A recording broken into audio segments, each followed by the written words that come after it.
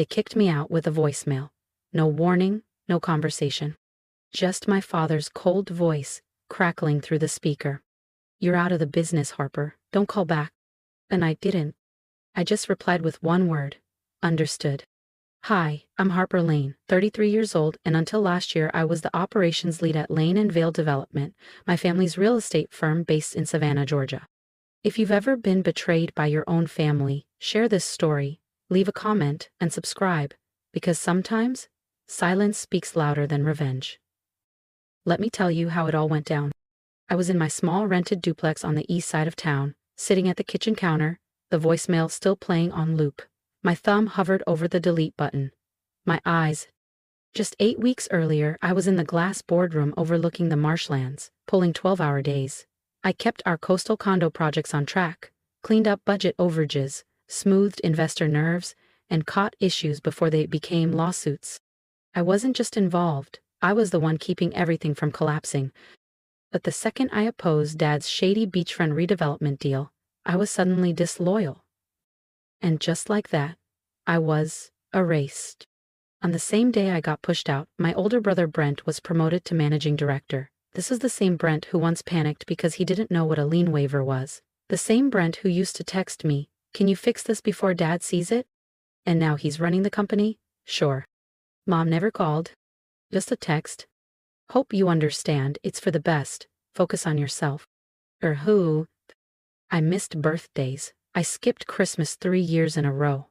I worked through hurricanes, built their investor decks, even slept in the office when we were closing the Fort Pierce deal.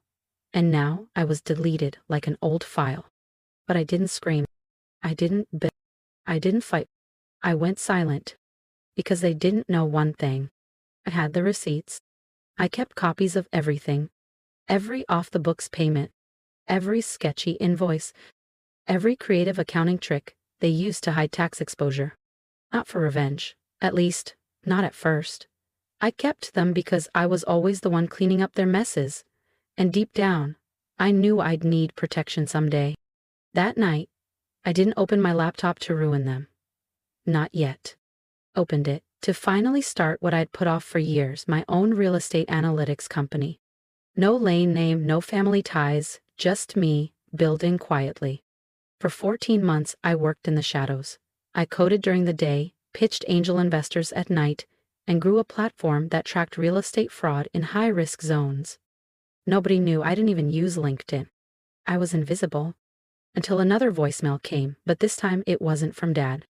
It was from Brent. His voice? Shaky, rattled. "Harper, I know we haven't talked, but Dad's in trouble. The IRS is involved. We need you, please. Please, just come to the family meeting. We'll explain everything there." The voicemail from Brent sat on my phone like a dare. I didn't reply.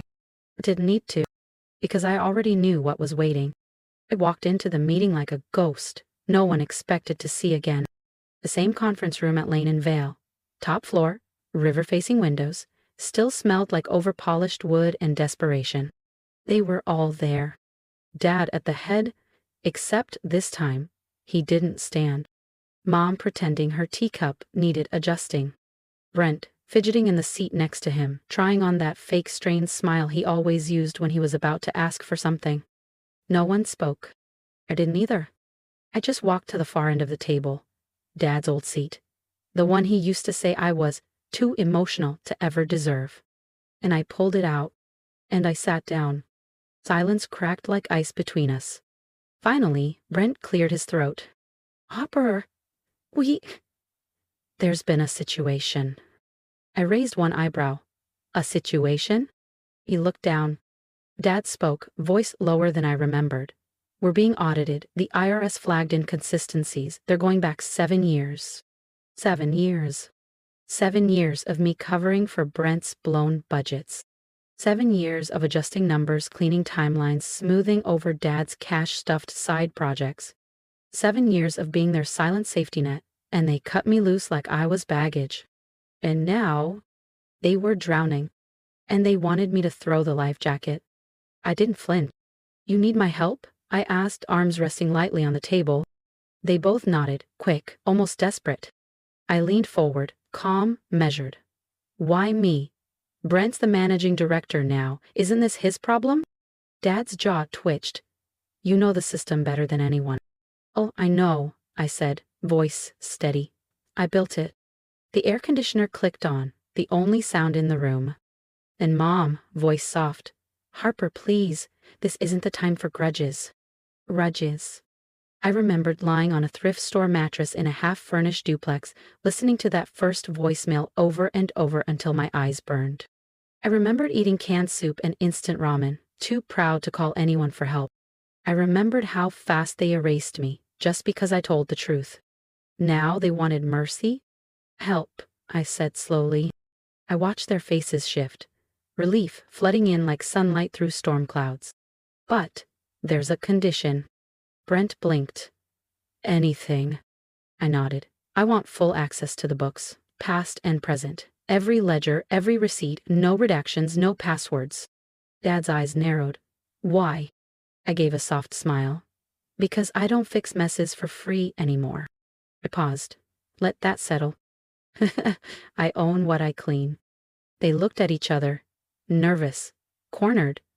But the truth was, they didn't have another option. If you've ever been underestimated, pushed aside, or told you didn't belong, stay with me. The next part of this story will show you what happens when quiet strength takes the lead. Subscribe to the channel so you don't miss what comes next. Because the moment they gave up on me was the moment I took back everything. They agreed. As I walked out of the boardroom, Brent followed, his loafers nearly silent on the polished floor. Harper, he whispered, catching up just outside the elevator, are you doing this to save us or to bury us?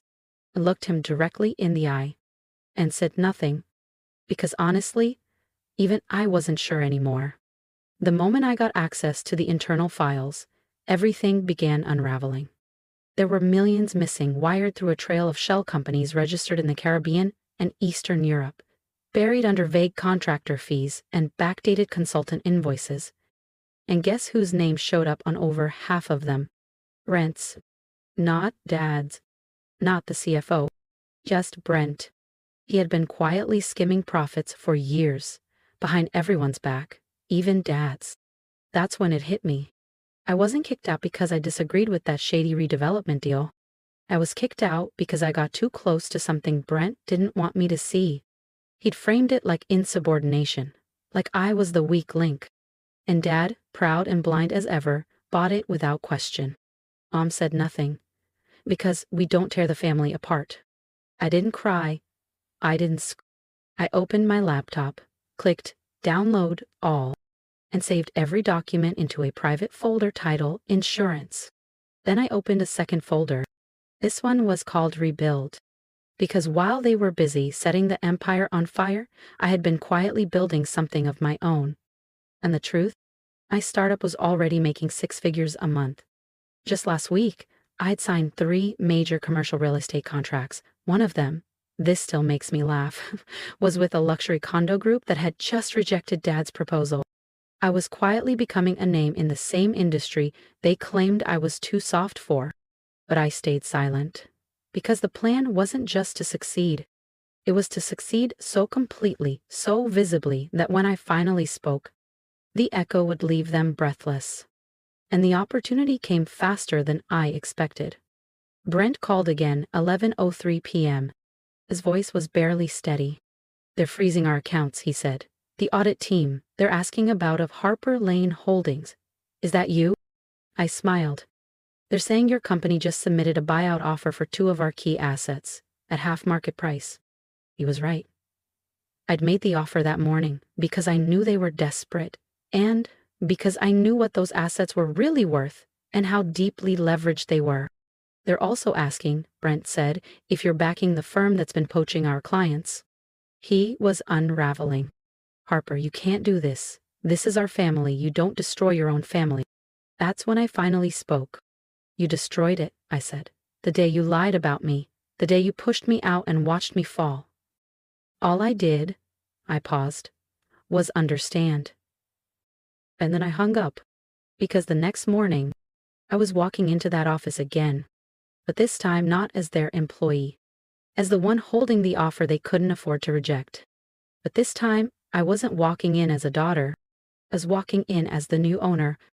That morning, I didn't wear revenge. I wore power, a fitted navy suit, clean ponytail, no makeup, no jewelry, just purpose.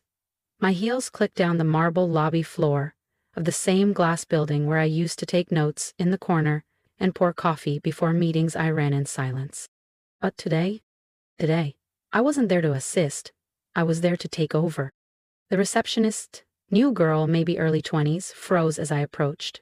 Her fingers hovered above the keyboard. Lane, are you here for an interview? I smiled gently. No, the meeting. She blinked. With Mr. Lane? I handed her a printed copy of the acquisition notice, signed and notarized. No, I said. About Mr. Lane? I walked past her before she could find her words. Straight into the boardroom. Same chairs. Same long table. Same portraits on the wall. Only difference? This time, they were the ones holding their breath. Dad was at the head of the table.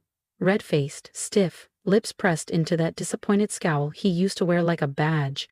Brent sat beside him. He looked like he hadn't slept in 3 days.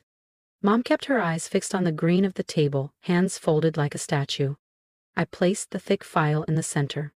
You have 48 hours to vacate the properties listed on page 2, I said, voice steady. If you don't contest the buyout, the remaining assets will be transferred to Lane Strategic Holdings, LLC. I paused, letting that land. Which, by the way, I now control. Dad's voice cracked. You're bluffing. I smiled faintly, sliding a second file across the polished wood. Try me. Investor agreements. Legal transfers. Signed, sealed, quiet as snowfall.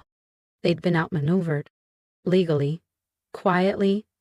Brent stood, fists clenched. You wouldn't do this, he spat. We're family, Harper. I turned to him, slowly. You made me family when it was convenient, I said. You made me competition the moment you pushed me out. His jaw locked, his eyes burned. You'll regret this. I walked to the door and turned once more. I already did, I said softly. Every night I cried myself to sleep thinking I'd lost everything. But now I understood. You didn't take anything from me, you freed me. And I walked out. Not in anger, not in tears, but with the calm of someone who built her kingdom from the bricks they threw at her. The elevator opened just as I stepped into the lobby. Outside, my driver waited, engine running. Parked beside the curb was a black sedan with a gold monogram on the door. Harper Lane. The name they tried to erase was now etched in chrome. L.S. Lane Strategic Holdings. And that was just the beginning. 3 weeks later, a headline swept through every major real estate and business outlet, from Atlanta to New York. Daughter disowned, now CEO, how Harper Lane took her family's empire from the outside in. It went viral in under 24 hours. My phone didn't stop buzzing. Investors called. Former employees from Lane and Vail reached out, asking if they could join my firm. Reporters stood outside the glass doors of our downtown office building, hoping for an exclusive. But I didn't flinch. I didn't chase the spotlight. Because this was never about fame. It was about freedom. One quiet morning, while reviewing zoning plans for a mid-rise development project in Charleston, I got a text from an unfamiliar number. I opened it. The words were short. Familiar. We saw the article. Your father isn't doing well. Everything is falling apart. We didn't know it would end like this. I stared at the message. Not because I didn't know how to respond, but because for the first time since this all began, I didn't feel anything. Oh anger. Oh pain. No need for revenge. Just peace. A week later, I hosted a private event, not to celebrate what I had taken from them, but to honor what I had built.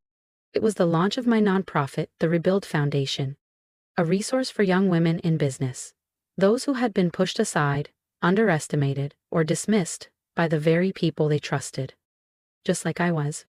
As I stood at the podium beneath soft amber lighting, I looked out at the crowd.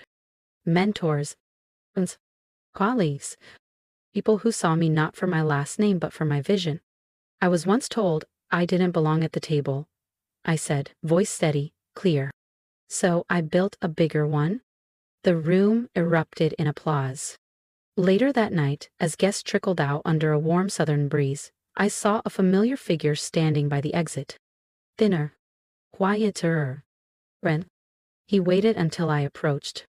I'm not here to fight, he said. I didn't know you had this in you. I met his eyes. No bitterness. Just truth. That's because you never looked past yourself, I replied. He nodded, slow and heavy. You won, Harper. I leaned in. No, Brent, I survived. You just watched. And I turned to leave. The city lights shimmered across the building's glass facade, reflecting not the daughter they once underestimated, but the woman they never saw coming. A CEO, the founder, the architect of her own empire. I kept the voicemail that started it all, not as a symbol of pain, but as proof that sometimes being pushed out is the greatest gift the world can give you. Because the moment I typed understood was the moment I started writing something they could never erase. My legacy. If you've ever been pushed aside, told you weren't enough, or watched the people closest to you choose pride over love, then you understand a piece of my story. And I want to hear yours. Drop a comment below. Tell me what part of this story echoed in your own life, whether it was a betrayal, a moment of doubt, or a quiet comeback no one saw coming. I'm listening, because this space isn't just about my voice, it's about ours. When I lost everything, I thought I was broken, but the truth? I was just getting started. If there's one piece of advice I'd offer, it's this. Don't wait for validation. Build without applause. Heal without witnesses, and when the time comes, rise without warning. People will doubt your strength because they only saw your silence. Let them. Prove them wrong by becoming something they never imagined. If you're still in the middle of your storm, I see you. You're not invisible. You're not weak. You're gathering, you're learning, you're sharpening. And when it's time, you'll walk back into the rooms that once broke you with grace, clarity, and power. If this story moved you, subscribe to this channel. Share it with someone who needs a reminder that being underestimated is not a curse. It's a setup for your return. And when you do return, don't just knock on the door. Own the building. I'm Harper Lane, and this isn't the end. It's the blueprint for everything that comes next.